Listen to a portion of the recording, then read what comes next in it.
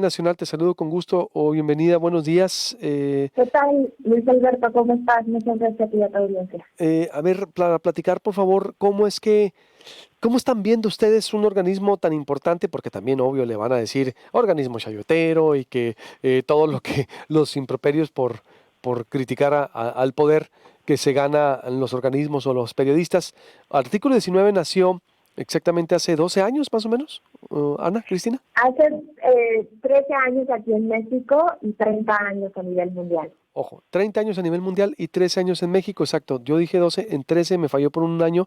Yo estaba en la Ciudad de México, era corresponsal nacional cuando vine a ser a través de Darío Ramírez y todo el esfuerzo que hizo para crear esta organización que vigila el comportamiento de la prensa, del gobierno, los asesinatos de los periodistas. El caso de Alfredo Jiménez fue uno de los que expusieron un gran trabajo y que hicieron y hacen ahorita que visibilizan, exponen casos de agresión a la prensa. Le digo para poner el contexto, porque luego la gente, hay una voz crítica contra algún gobierno y empiezan a decir, no, el interés de ellos es genuino y la verdad, mis respetos, hemos sido apoyados nosotros por Artículo 19 cuando hemos sido perseguidos, como muchos medios más en Sonora y en el país. ¿Cómo están viendo ustedes esta relación prensa y poder y prensa y Andrés Manuel López Obrador? Ayer emitieron un comunicado interesante y el sexenio pues apenas va empezando prácticamente, Ana Cristina. Sí, pues desde justo enero de 2019, artículo 19 había señalado que era importante que el presidente se abstuviera de generar discursos estigmatizantes contra la prensa.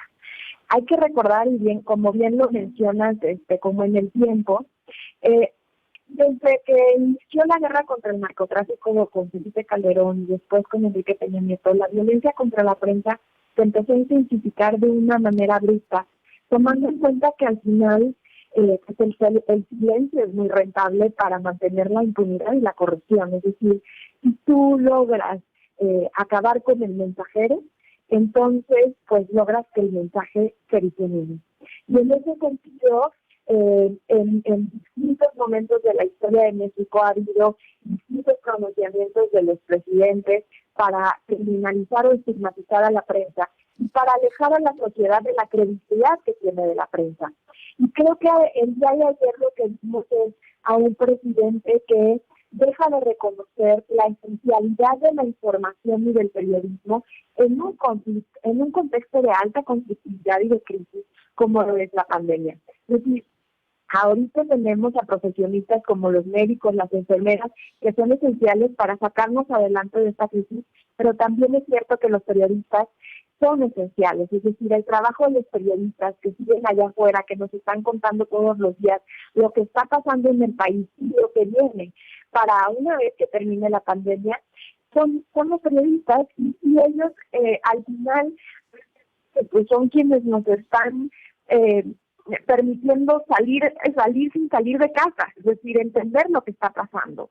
Y por eso es tan grave que el presidente, pues de nueva cuenta, estigmatice a la prensa, señale que no hay prensa independiente en México, cuando una de las grandes situaciones que se dieron tras las olas de violencia que fueron desde la guerra contra el narcotráfico fue precisamente el nacimiento de un periodismo vibrante que dio lugar a investigaciones que hoy nos permiten a nosotros decir que gracias a esas investigaciones también nos dimos cuenta de los altos niveles de corrupción, de impunidad que existían en nuestro país. Entonces, es muy preocupante. ¿Por qué? Porque en México siguen matando periodistas.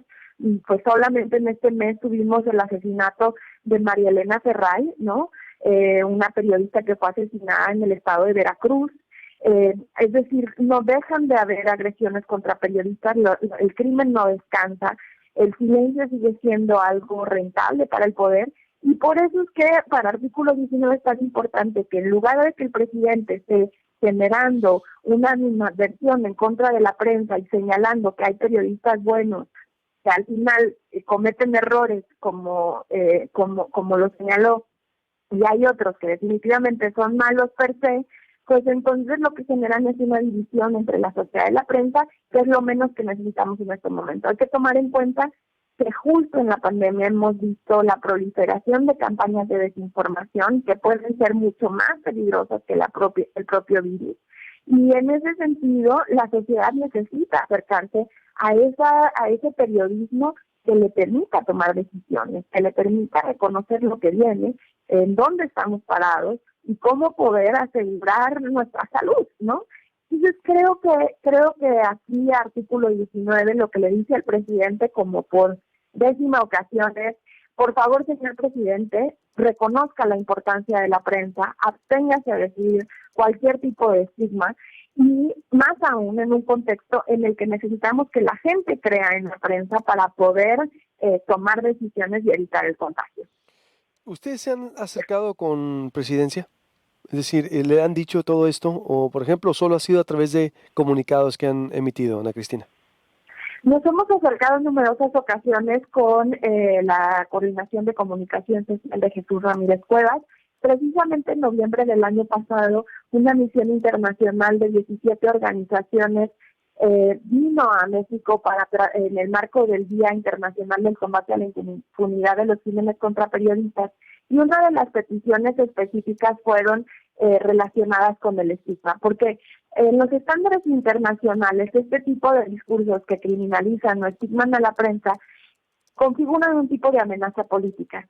Como te digo, si bien es cierto que la palabra del presidente no es precisamente el arma que mata a un periodista, sí puede ser un aliciente para que aquellos que utilizan el arma puedan ir en contra de un periodista.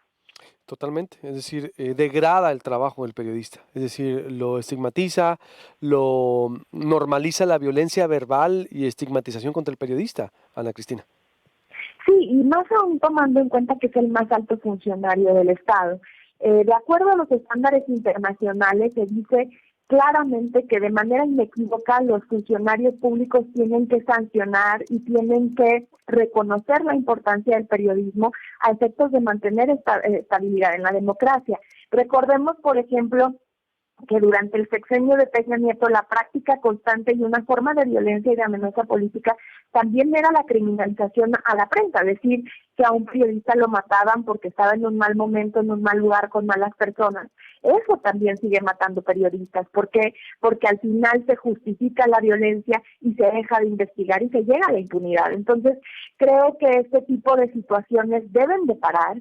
Necesitamos reconocer que en México necesitamos una política de Estado para garantizar la protección de periodistas, y esa política de Estado implica el reconocimiento inequívoco y explícito desde todos los funcionarios públicos de la importancia y esencialidad del periodismo. Y como te digo, hoy en la pandemia necesitamos que los periodistas nos sigan contando mientras estamos en casa lo que está pasando allá afuera. Totalmente. ¿Y qué les ha dicho Jesús Ramírez? Pues realmente no ha habido un compromiso claro, precisamente dentro de, no sé si recordarás, pero hubo una pregunta explícita de parte de la misión internacional en diciembre del año pasado, por parte de la misión internacional dentro de la conferencia matutina al presidente para ver si él se comprometía explícitamente a dejar de estigmatizar a la prensa. Y él dijo: yo no estigmatizo, son mis adversarios. Y eso es algo muy complicado, porque ver a la prensa como adversaria no es verla como quien escudriña o quien o esa parte, o sea, esa parte que genera de alguna manera una diversidad de opiniones, porque hay que reconocer también que la prensa no puede ser toda igual, es decir, no toda la prensa puede decir lo que nosotros esperamos escuchar. La prensa, al igual que la sociedad, debe de ser diversa y debe de ser plural. Tiene que existir diversidad de opiniones para que nosotros podamos decidir con cuál opinión nos quedamos. Y en ese sentido el presidente tiene que reconocer que pues no toda la prensa le va a querer o va a ser empática con sus políticas. Y creo que pues en esa conferencia el presidente dejó claro que para él esta es una batalla por el debate público, ¿no? Es una batalla por ver quién gana la posición con el debate público y en la sociedad. Entonces, si sigue viendo a la prensa como adversaria, entonces seguirá utilizando su palabra como una forma o como un instrumento, pues, de guerra. Sí, y pues qué lamentable que dices, le hemos nosotros presentado este diagnóstico, pero no ha habido una respuesta por parte del gobierno federal, por parte de Jesús Ramírez, en el área de No, comunicación. no hay una respuesta. Pareciera exactamente, es una contestación, es una guerra ideológica, ¿no? Porque como dices, exacto, a ver, los medios son disímbolos, somos disímbolos, cada medio tiene su perfil, su línea, su agenda, sus intereses. Desgraciadamente digo, yo hablaré por Proyecto Puente, y Proyecto Puente ahí están 10 años de lucha y sabe la gente que la verdad y el compromiso que tenemos con el periodismo. Pero ya ahorita, exacto, el presidente está dando un mensaje de que es periodismo el que no cuestiona su gobierno o quiere un Lord Molécula que le haga una pregunta, ¿no? De pechito, de que, oiga, usted diga quién es bueno, quién es malo. En el periodismo, digo, es una estrategia de comunicación también esa, ¿eh? De degradar al periodismo, por lo que veo, Ana Cristina. Sí, definitivamente.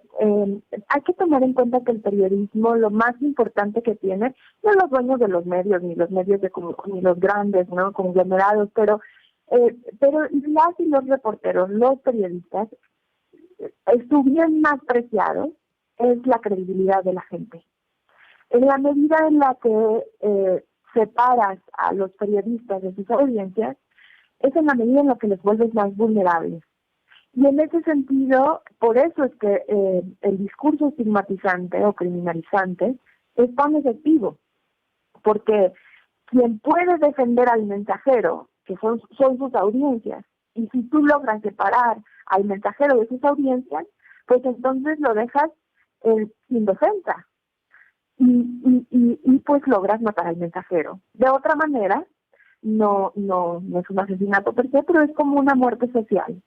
Y eso es algo que sucede no solamente en México, sucede en otros países en donde es muy efectivo la forma en la que el discurso de los funcionarios públicos logra separar a los periodistas de sus audiencias. Muy bien, pues conclusión entonces, Ana Cristina, para la gente que nos escucha, es decir, ¿qué le dices a la gente para que no caiga en este vaya desgaste innecesario de confrontación prensa y el presidente? Creo que es muy importante reconocer en este momento que el mayor nivel de fuentes de información que estamos recibiendo en un contexto en el que no sabemos, en el que no tenemos certidumbre, es el periodismo. Y tenemos que seguir consumiendo periodismo y, claro, exigiéndole al periodismo buscar la independencia, tratar de ser objetivos, acercarles la información suficiente para tomar decisiones, apegarse a sus códigos de ética. Es importante que los medios se apeguen a los códigos de ética y que traten de que en este contexto tenga la ciudadanía el mayor nivel de información. Pero también es muy importante rechazar cualquier tipo de discurso que termina minando nuestra posibilidad de ejercer libertades. Este tipo de discursos por parte del presidente lo que hacen y lo que afectan a nosotros como ciudadanos es que nosotros no podamos participar activamente en el espacio cívico, es decir, que no podamos saber cómo poder participar o qué va a pasar, por ejemplo, con la economía después de la pandemia. Cómo podemos o cómo nos va a afectar a nosotros, cómo podemos hacer que nos afecte menos. Ese tipo de situaciones son importantes y ese tipo de informaciones son importantes en la medida en la que nosotros no creamos en el periodismo y seamos víctimas de este tipo de discursos por parte de los altos funcionarios, lo que va a generar es que nos acerquemos a la desinformación y entonces podamos provocar pues mayores niveles de contagio en el caso de la pandemia, pero también pues efectos graves para la vida de las personas. Gracias, Ana Cristina, te agradezco mucho, como siempre, directora del Artículo 19, defensora de la libertad de expresión en México. Gracias y buenos días. Muchísimas gracias a ti, Luis Alberto. Un abrazo. Igualmente, y además la gente exactamente está muy bien informada, sabe muy bien quién quién hace periodismo, quién no hace periodismo, quién hace periodismo de venganza, de cobranza, es decir, están identificados muy bien los códigos. Periodismo perfecto no hay en ninguna parte del mundo, no lo hay. Créame, lo hemos estudiado, lo hemos vivido y me ha tocado impartirlo en el aula. En el 2003, los medios en Estados Unidos, el New York Times, y toda la mayoría de medios justificó una guerra contra Irak en medio, ojo, de una sed de venganza por el ataque a las Torres Gemelas en 2003 y documentos falsos crearon un documento documentos falsos para justificar la supuesta existencia de armas masivas, de armas nucleares masivas en Irak para ir a la guerra. Crear un enemigo a la altura del Estado, pues vaya, lo que hemos visto aquí en México. Y pues costó miles, sigue costando vidas. De ahí, después de la guerra fallida de Irak, nace el Estado Islámico. Así de grave los errores que se han cometido por la prensa. No hay. A lo mejor se quiere una prensa ideológica, como fue en su momento aquí en los periódicos en Sonora, La Moral, ¿no? De los carrancistas, de los maderistas que hicieron. Ese es el problema. Como la prensa siempre fue financiada por intereses políticos a lo largo de la historia, a lo menos en México, se quiere a veces el poder en sí, quiere una prensa alineada. O como decía Lincoln Steffi en ¿Por qué fracasan los países? En el libro muy bueno que lo recomiendo, o siempre de Daron Acemoglu y James Robinson, de ¿Por qué fracasan los países? Lincoln Steffi, en principios de siglo, el periodista que fue a documentar la época de oro que vivía la Unión Soviética en el mundo, de cómo estaba organizado el estalinismo y cómo estaba el mundo debía de copiar el modelo económico de la Unión Soviética, de la URSS, porque era un comunismo puro. Vean cómo terminó la Unión Soviética. Es decir, que fueron espejismos. U otros, vaya, que han hecho un activismo claro por un partido de ideología. Discúlpeme, pero eso es activismo, no es periodismo. Y se vale, digo, yo ni me meto. Adelante. Pero que no se quieran presentar como periodistas los que están defendiendo posturas ideológicas. No hay periodismo perfecto, no hay objetividad, qué bueno que lo reconoce el presidente. La función del periodismo es cotejar, observar al poder, cuestionarlo, gobierne quien gobierne, y no tapar corrupción ni tapar la verdad y decir la verdad. Pero la verdad de toda la situación, no solo la verdad del medio. Entonces, es el tema muy amplio. Yo creo que sí debemos defender las libertades ante cualquier gobierno,